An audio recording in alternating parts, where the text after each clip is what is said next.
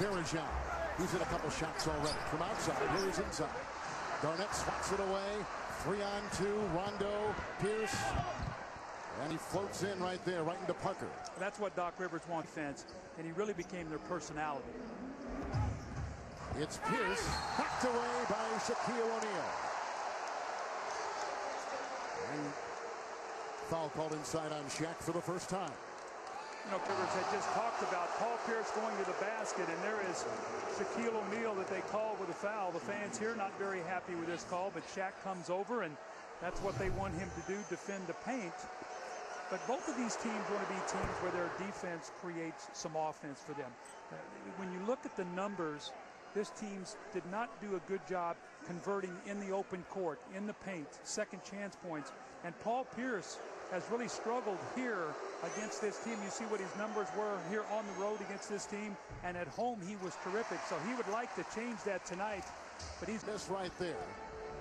And here comes Rajon Rondo. They relied on him so much with Garnett out a year ago. Pierce with a three on the fly, transitional threes. That's what you do when you run, when the big guys run, when Perkins run and Garnett's run. Perkins now in. Pierce with James defending a three for Paul Pierce. Boston's third. With no help.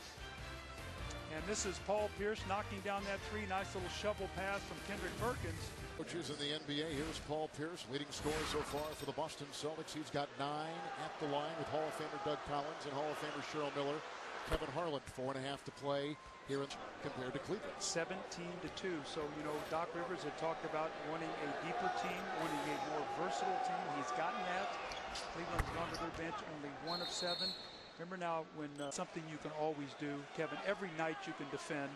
And then on those nights that you play good offense, I mean, you're going to always find a way to win the basketball game. So that's what these two teams do. These teams, you know, when the Celtics won the championship, they were plus 10-point differential.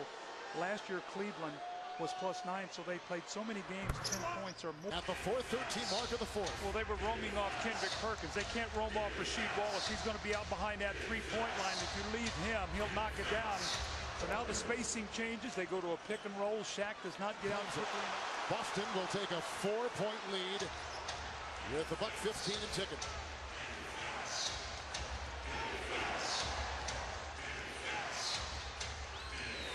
Garnett the screen, opening for Pierce. That's his sweet spot right there.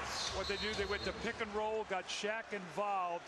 He tried to show out on Paul Pierce. He crossed him over, got right to the foul line.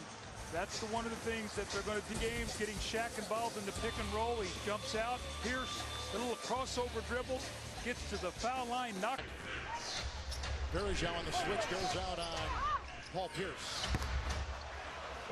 Pierce has got .com. Doug, just following up on the bench scoring. You've been talking about Boston out scoring the Cleveland bench tonight, 26-10. And really, the first half is when that turned, 17-2 in the first half. And you heard, you know, plan for Boston. Remember now, Cleveland last year won their first 23 home games before Cleveland, before they lost to the Lakers. They were 39-2. Their loss was Portland in the old Boston Garden. Paul Pierce at the line, 7 of 8 tonight. On the stripe, 22 points and 11 rebounds. Which last year had the 3rd best record in the NBA overall at 62-20. And they had a heck of a start to last year too overall. Remember the Celtics started 27-2 last year.